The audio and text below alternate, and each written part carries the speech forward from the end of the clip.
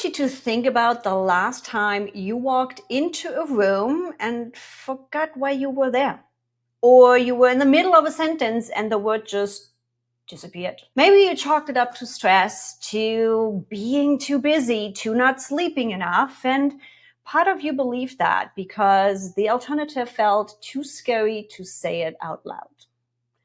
I'm Yvonne Hyman, and this is She is a Leader, the show for women who are done building someone else's dream and are ready to build their own on their own terms. Today's guest left a career in finance at Goldman Sachs to become a functional medicine physician because she kept watching high-performing women just disappear from leadership, and she finally figured out why. Her name is Dr. Manna Semby. She is a Menopause Society certified practitioner, the creator of the Perimenopause Broken Rung framework, and she has a book coming out that I think is going to change how we talk about women in leadership forever. Here's what I need you to know before we even start. What you have been feeling is not burnout. It's not weakness. It's not you losing your edge. It's your brain going through one of the most significant changes of your life. At the exact moment your career demands the most from you. By the end of this conversation, you're going to have a name for it, a framework for it, and you are going to know exactly what to do about it. Stay with me as this is important, and I am really excited to have Dr. Manna with me today.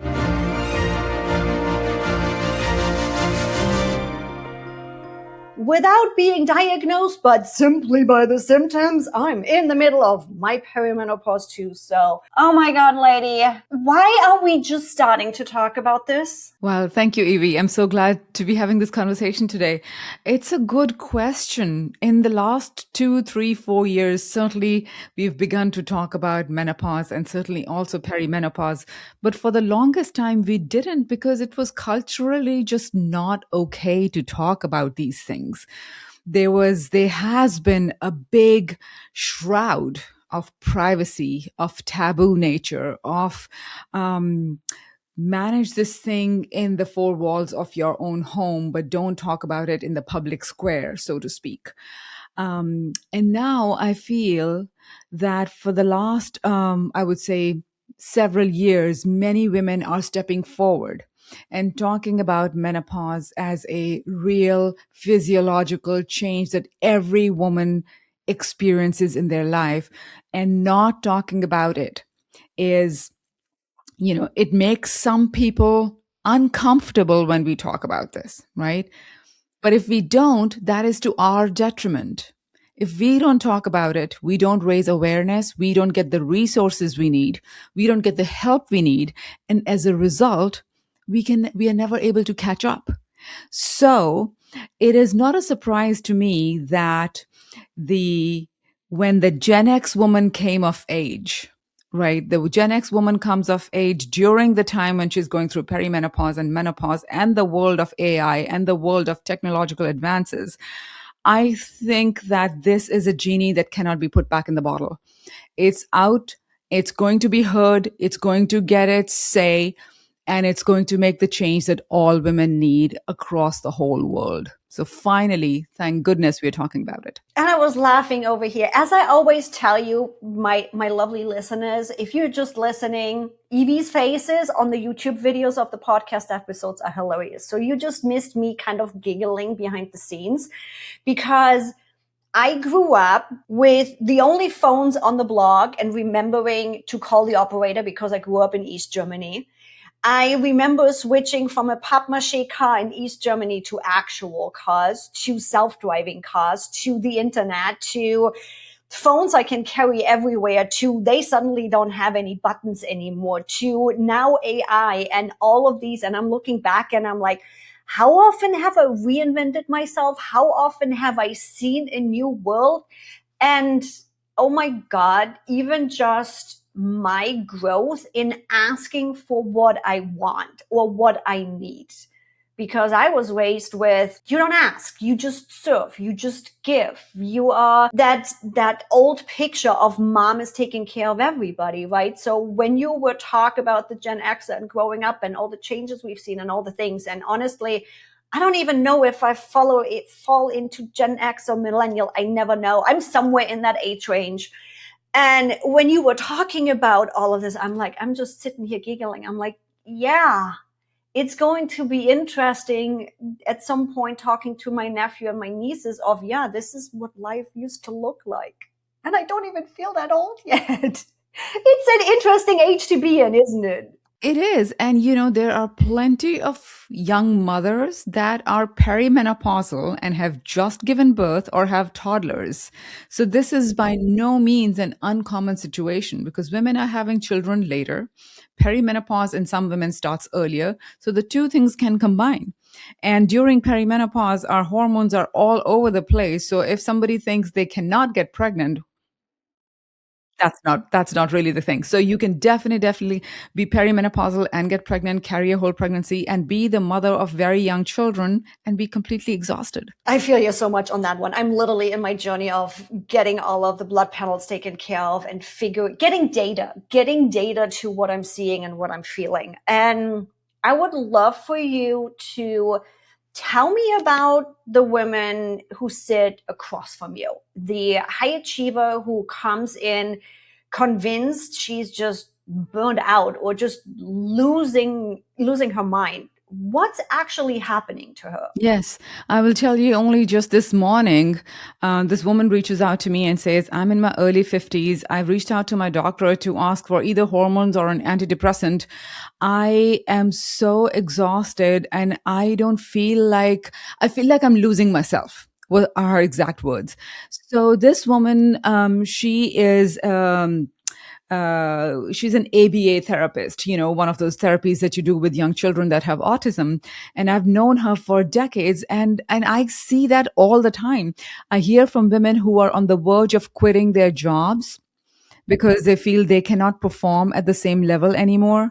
I hear from women who are taking a pay cut and a cut in hours, reducing their hours so they can continue to do the job, yet also have time to take care of themselves.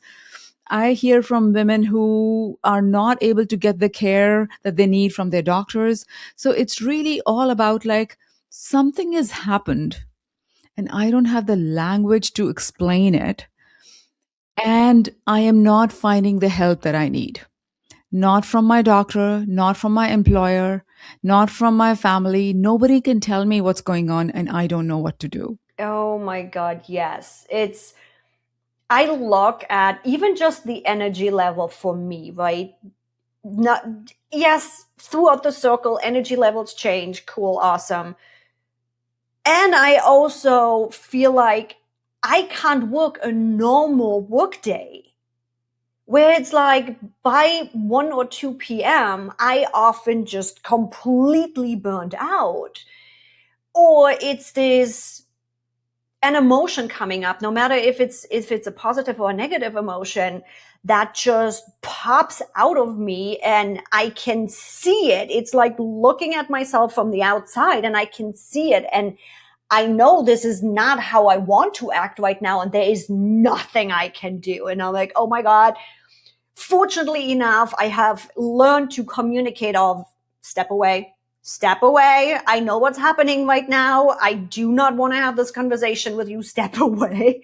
But it's this, yeah, I'm not myself anymore. I often, when I get into those low moments where I cannot control my own emotions, my own body, and I'm like just feeling like completely losing control, the other half of myself looks at me and is like, you're on autopilot. What's happening? We know this is not what you want to do, and there is nothing I can do about it. Yes.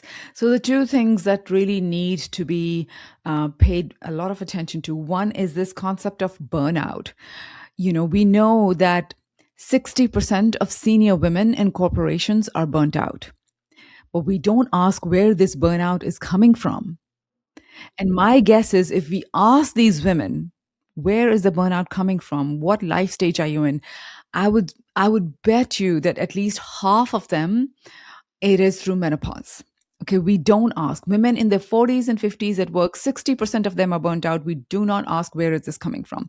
Also, the more senior a woman, the less likely she is going to talk about menopause at work because it is still a stigma.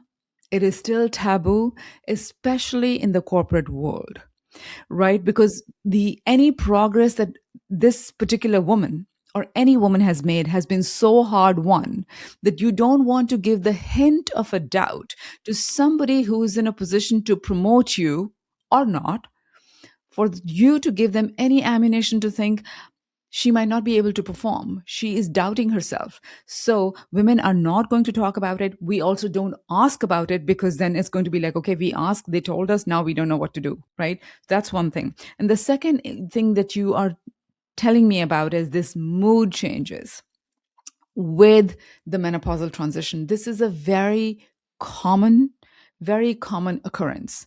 Many women will notice that they can have emotions like sudden anger, rage, frustration, tears that they're not Oh, able to the control. tears.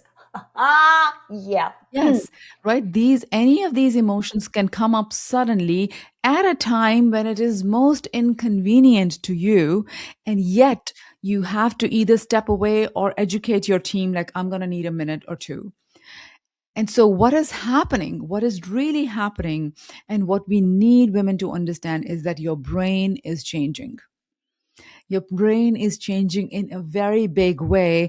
And until and unless all women know about it, we will just be caught off guard with what is happening to me, right? More than anything, the menopausal transition is a brain event. We have been told that it is just the end of reproduction. You cannot have babies anymore. Now you're getting older. All of that is, yes, incidental to the change that is happening in the brain. It's just a physical manifestation of how it It is shows it up is one of the outside of us. manifestations, right? Hmm. Right. So our brain, the areas of the brain which are most responsible for decision making, executive function, risk taking, mood stability, all of those areas have many receptors for estrogen and progesterone. When the supply of those hormones becomes um, less freely available, it becomes lesser than usual. When it becomes more unreliable, it fluctuates a lot, first in perimenopause, and then in menopause it completely goes down to zero.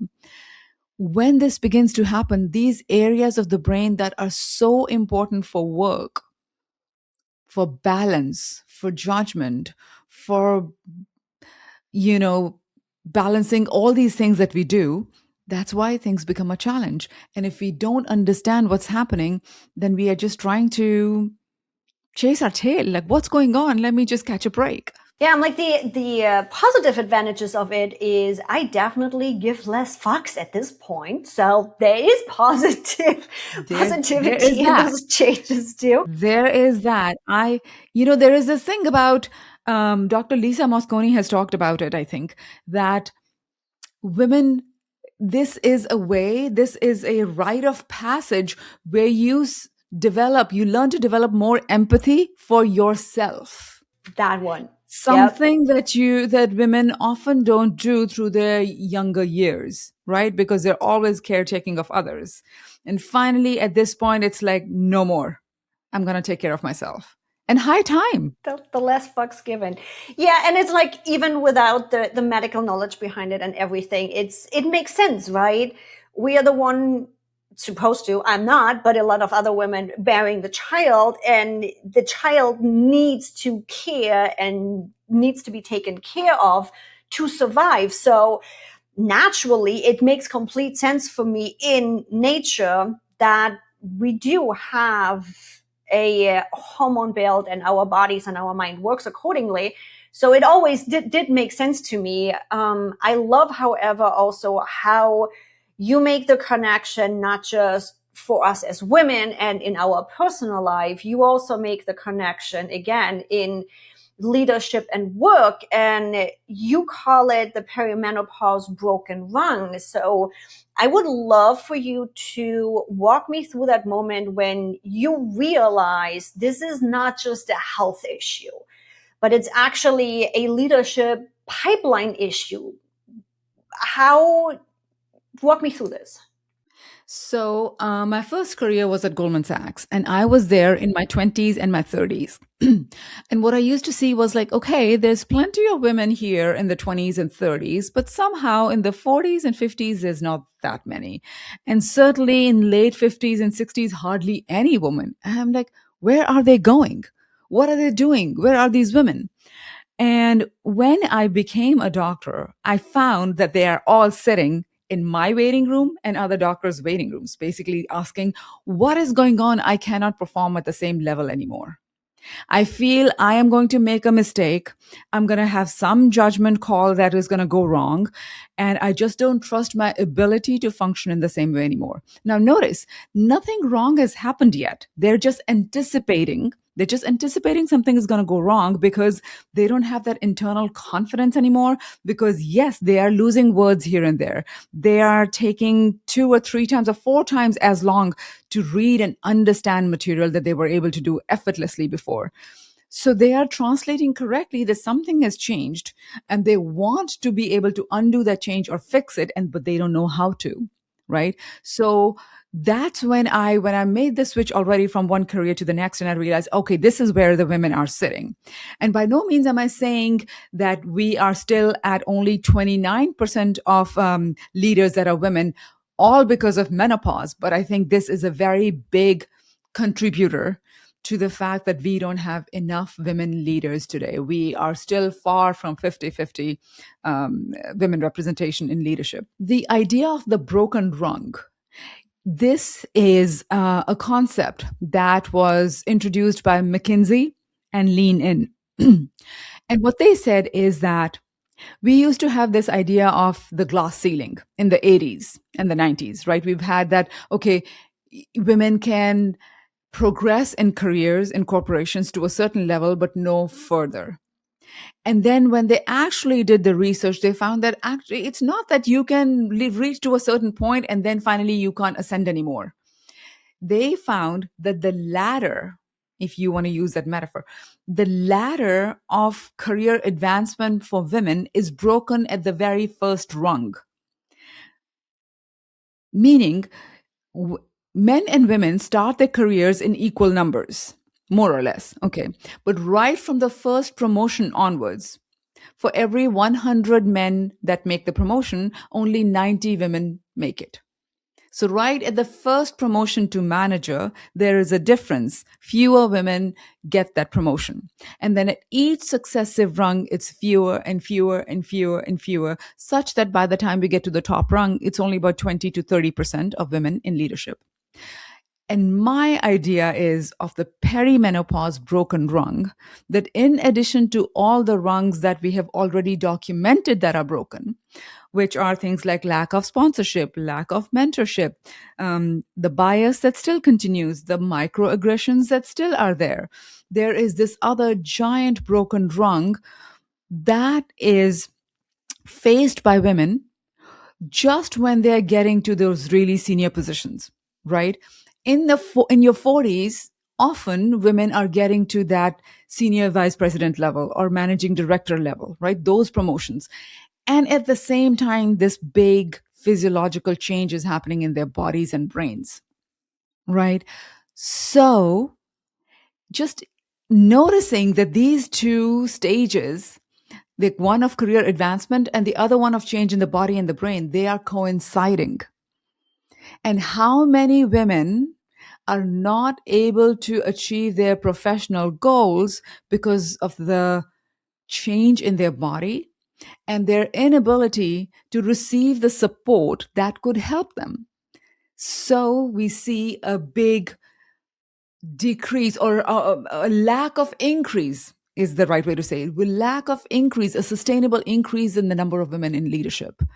Now, I know you don't believe the answer is just more resilience training or another DEI program or anything. What do you believe could be the solution for this? What can we do? Right. So I think DEI programs are very helpful in the sense that there needs to be more education. If you can educate, okay, we say that, okay, corporations don't know about this or men don't know about this. Even women don't know about menopause. We Yes. have not been taught about menopause, right? Our school didn't tell us. Our schools taught us about pregnancy and puberty, but not perimenopause. Our Maybe they doctors did. didn't know about Barely. perimenopause. Yep. Our mothers didn't talk to us. My mother didn't talk to me about menopause. So we end up in our 40s and 50s not knowing what to expect. So education is definitely number one. And then the other thing that companies can do, there's already some EAPs, there are already benefits, there are already plenty of things in place infrastructure wise already. What companies need to see is what already exists that can be used and offered to women. Most workplaces have flexible work policies. So offering what kind of flexibility can you do? Great. But it's really the need of the hour is education and removing the stigma that is with menopause, right? It's like removing the stigma, and all of that is going to need a really something that is difficult to do, but it's called culture change, right? We need to stop thinking of this thing as like this negative burden that somehow keeps women down. Yes, it's a thing women go through, but if we provide the right support, they can do whatever they have been doing and continue to do that. So, what does it look like on the other side of this? What does it look like when we get to experience to actually here's what's happening to you, here's what you can do? What shifts? What does it look like? So, in all the organizations that I have been speaking at, or any conferences that I've been speaking at, you will be so amazed to know how many women come up to me and tell me, I was going to quit because I thought I was burnt out and I couldn't do it anymore. But now I know what help I need to go get, and I'm going to get it. And I'm not going to quit this company that I've been working at for 29 years. I was this close to quitting. So the number one thing that I want to tell women is, like, on the other side of this, let's say if every woman and every man and every organization has the right education, and my thought is, if they have the right education, then they will have the support structure, the infrastructure, at least the companies that really care about retaining women. There are some companies today that are not caring, and so be it. That's their decision, that's their prerogative. But for the companies that care, to just see what already exists in their support structures, in their benefits, and see what can be done.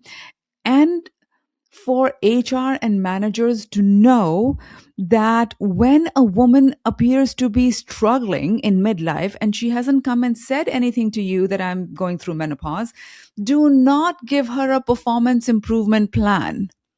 It's called a PIP plan. Like, do not write her up for like disengagement, low morale, low motivation without finding out what's really going on and how you can help, right? The woman is probably not going to raise her hand and ask for help because of the cultural situation that we are in, that women, are still blacklisted if they talk about this.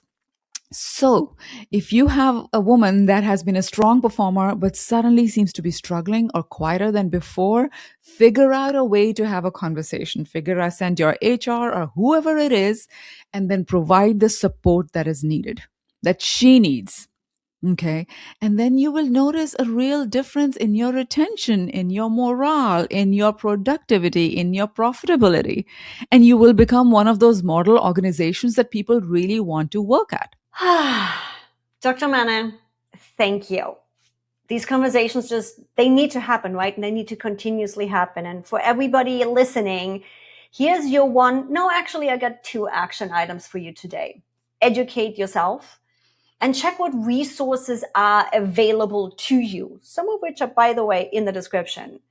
And think of one woman in your life who has been seemingly quietly pushing through, who you have watched dim a little and just assumed it might have been stress or age or life.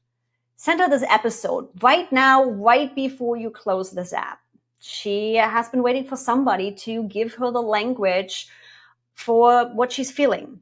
You just found it, now pass it on. And links to Dr. Manna's work and her book are all in the show notes. You know how that goes. And I will see you next week. Dr. Manna, thanks so much for having these conversations and coming on to She is a Leader. Thank you. Thank you, Evie. It was a pleasure talking to you.